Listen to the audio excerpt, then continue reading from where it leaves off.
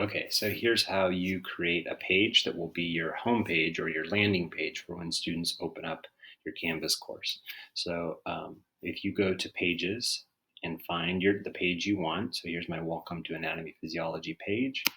I'm going to come here, and first I need to choose this option, say Use as Front Page. Next, I'm going to go to Home in the upper left-hand corner, and my course is unpublished at the moment. And so now up at the top, I have the option to choose homepage. And now I can choose Pages Front Page. If this is gray, it means you skipped that first step. So make sure you do that. Here I go. I'm now going to hit Save. And now when students come to Anatomy Physiology, they will land on this page. And this is still a work in progress, but now I at least have it started.